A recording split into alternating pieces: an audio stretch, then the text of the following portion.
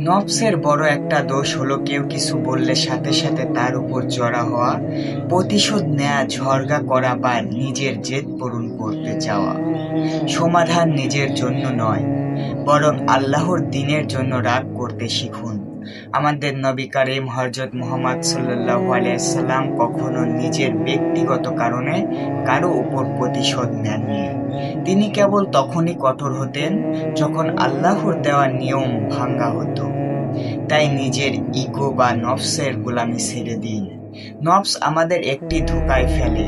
সে চায় আমরা যেন মানুষের সামনে খুব ভালো সেজে থাকি, দামি পোশাকে বা সুন্দর ইবাদতের ভঙ্গিতে মানুষের প্রশংসা কুড়াই। কিন্তু এই লোক দেখানো ভাব করতে গিয়ে আমরা অন্তরের খবর নিতেই ভুলে যাই।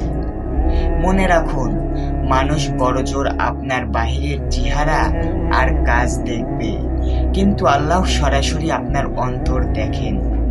মানুষের ভালোবাসা বা সম্মান ততটুকুই পাবেন যতটুকু আল্লাহ তাদের মনে আপনার জন্য লিখে রেখেছেন।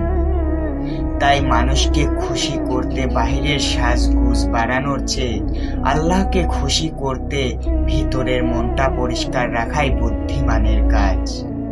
নবীজি হযরত মুহাম্মদ সাল্লাল্লাহু আলাইহি সাল্লাম বলেছেন, নিশ্চয় আল্লাহ তোমাদের আকৃতি বা কাজের দিকে তাকান না, বরং তিনি দেখেন তোমাদের অন্তরের দিকে।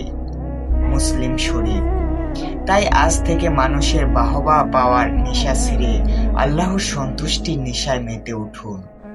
নফস যখন পরিশুদ্ধ হবে তখন হৃদয়ে নূর আসবে। ইনশাআল্লাহ সওয়াবের নিয়তে ভিডিওটি সকল মুসলমান ভাই ও বোনদের কাছে শেয়ার করে দিবেন। ভালো থাকবেন সবাই। আসসালামু আলাইকুম।